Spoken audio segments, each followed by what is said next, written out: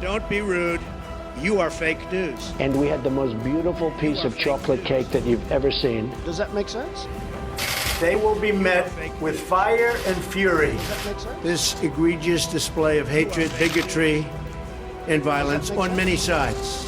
On many sides. We will have no choice but to totally destroy North Korea. It's got to be in tip-top shape.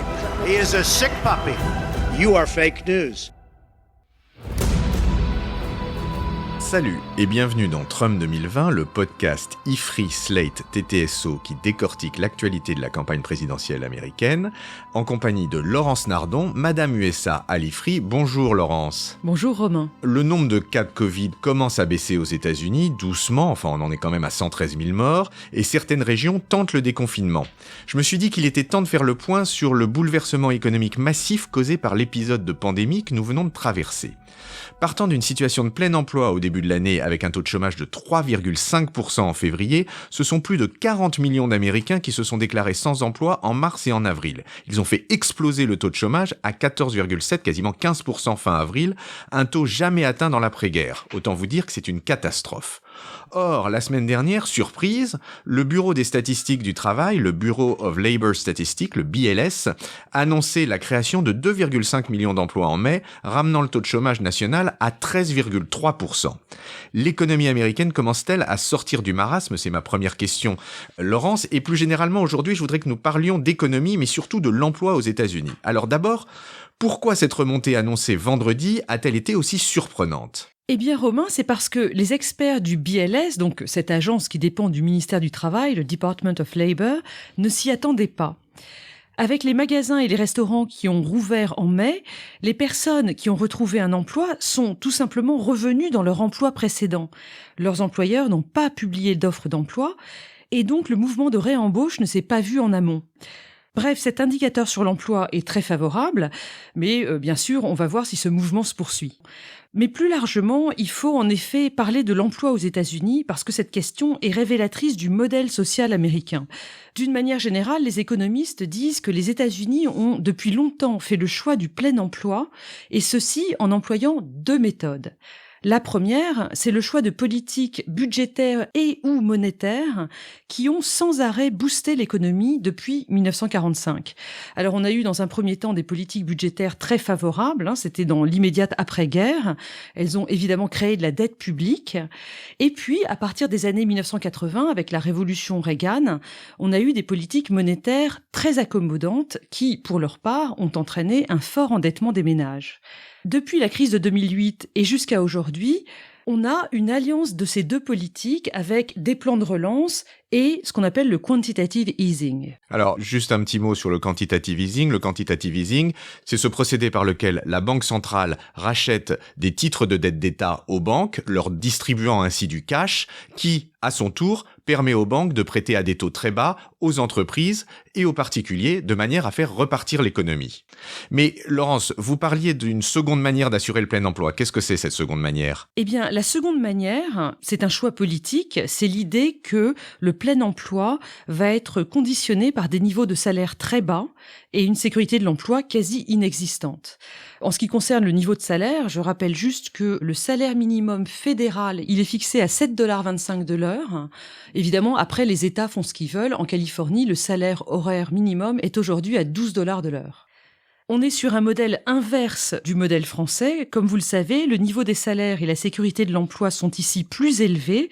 Et évidemment, ça se paye par des taux de chômage plus importants. Ce que certains économistes ont d'ailleurs appelé la préférence française pour le chômage. Quoi qu'il en soit, la remontée de l'emploi américain qui a été annoncée par le BLS vendredi dernier, le 5 juin, eh bien, en effet, elle vient renforcer la thèse d'une économie américaine qui serait très réactive, résiliente, parce que très peu régulée.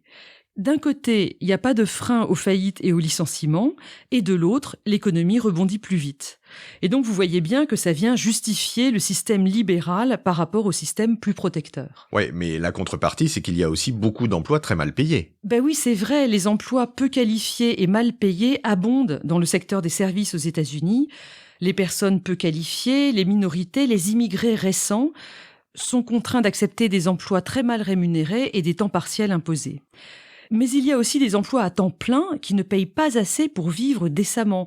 Et c'est pour ça qu'on a tout un débat aux États-Unis sur ce qu'on appelle le living wage, c'est-à-dire le salaire décent, avec la revendication d'un salaire minimum fédéral à $15 de l'heure. 2 fois ce qu'il est à l'heure actuelle, d'après ce que vous nous avez dit. Tout à fait.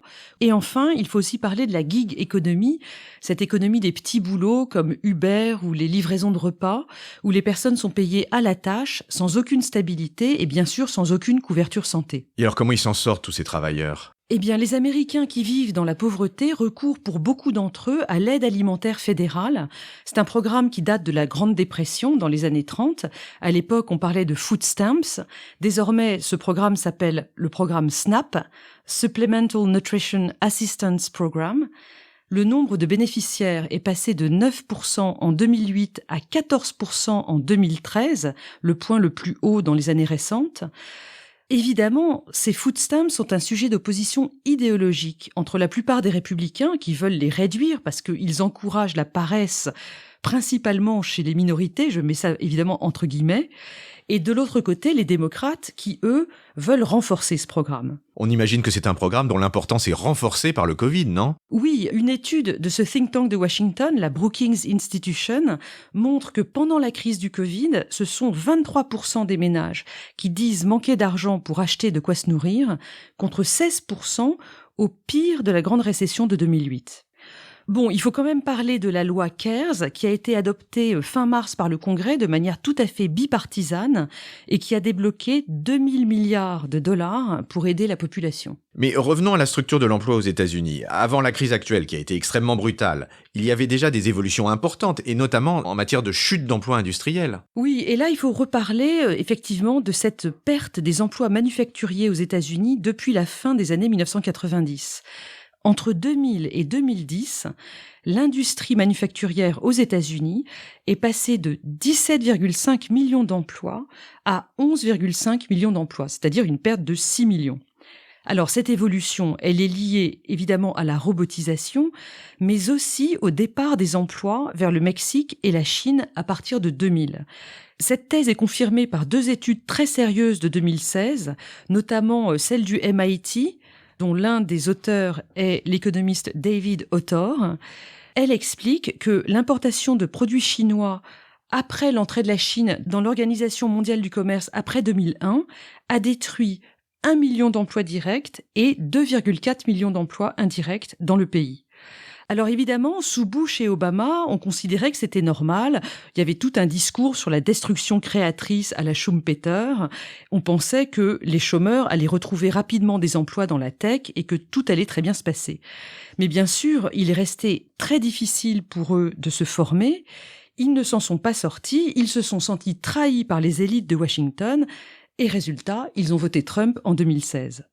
Évidemment, c'est une lecture très politique que je vous donne là, parce qu'elle justifie le refus du libre-échange, le retour au protectionnisme, un thème qui est porté par Trump, vous le savez, mais aussi par l'aile gauche du Parti démocrate, c'est dans le programme d'Elizabeth Warren et de Bernie Sanders. Mais alors, si Trump est un aussi mauvais président, comment se fait-il que les États-Unis aient été en plein emploi jusqu'au mois de février dernier ? Eh oui, le taux de chômage, qui atteignait 9,6% en 2010, au plus fort de la crise financière, a baissé depuis, régulièrement.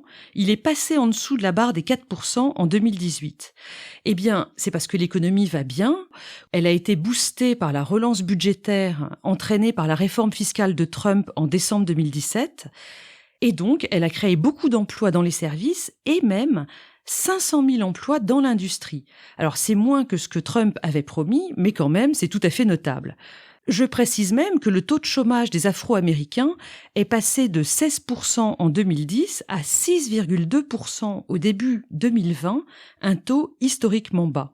Un dernier point très positif, c'est que l'on commençait même, avant la crise du Covid, à voir une remontée des bas salaires. Et là, je vous cite une étude de la Banque centrale d'Atlanta. La raison, c'est qu'il y a de grosses tensions sur le marché du travail aux États-Unis parce qu'il n'y a plus assez de gens pour occuper tous les emplois. 2 causes. La première, c'est le départ des boomers à la retraite, un processus qui a commencé en 2008 et qui va s'étendre jusqu'en 2030. Et d'autre part, la réduction des flux d'immigration depuis l'arrivée au pouvoir de Donald Trump. Bon, alors ça, Romain, c'était notre moment pro-Trump, mais tout n'est peut-être pas aussi clair. Vous me rassurez, Laurence. Mais vous voulez peut-être parler du débat sur les statistiques du Bureau of Labor, non ? Et oui, les statistiques du chômage qui sont utilisées aux États-Unis correspondent à une mesure très spécifique de la part du BLS. Quand on vous cite le chiffre du chômage aux États-Unis, on utilise ce que le BLS appelle l'indice U3, un indice qui exclut les personnes qui n'ont pas recherché activement un travail dans les 4 semaines précédentes. Cet indice exclut aussi les personnes qui travaillent à temps partiel tout en recherchant un emploi à temps plein, ce qu'on appelle le temps partiel subi, y compris lorsqu'elles n'ont travaillé qu'1 heure dans le mois précédent. Du coup, vous voyez bien qu'un certain nombre de personnes sont exclues du décompte. En revanche, lorsqu'elles sont dans le chiffre, ça devient l'indice U6, si vous voulez tout savoir, on obtient un taux de chômage qui, en février dernier, avant la crise du Covid, était à 7%, contre 3,5% pour l'indice U3 qu'on vous donne habituellement. En avril, avec les 20 millions de chômeurs supplémentaires entraînés par la crise du Covid, on avait un taux U6 qui était à 21,2% de la population active américaine, contre le taux U3 annoncé de 14,7%. Ce que ça veut dire, c'est que si l'indice du chômage était calculé comme en France, on aurait des chiffres plus importants que ceux qu'on lit dans le journal. Alors ce que vous nous dites, Laurence, c'est que la situation n'était pas aussi rose que ce qu'on pensait avant la crise et qu'elle est bien pire depuis la crise. Mais alors du coup, quel indicateur il faut regarder pour y voir clair ? Eh bien, il faut regarder le taux de participation. C'est un indice qui mesure la population réellement active par rapport à la population en âge de travailler dans un pays. Or, ce taux, qui était d'environ 67% de la population active en 2008, eh bien, il est tombé à 63% aujourd'hui. Qu'est-ce que ça veut dire concrètement ? Eh bien, ça veut dire qu'un certain nombre de personnes en âge de travailler sont en réalité sorties du marché du travail. Elles ne sont pas dans les statistiques du chômage, elles ne cherchent pas d'emploi. Donc c'est un marché de l'emploi très en forme, sauf pour ceux qui en sont complètement sortis. Mais ça, c'était avant le Covid, non ? Oui, bien sûr.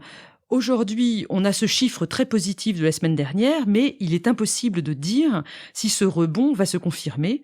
Je vous propose qu'on en reparle prochainement. Eh bien, c'est sur cet espoir que nous nous quitterons cette semaine, Laurence. Merci beaucoup et à la semaine prochaine. Au revoir, Romain. Retrouvez Trump 2020 chaque semaine sur Slate, TTSO, Lifree et sur vos plateformes de podcast préférées.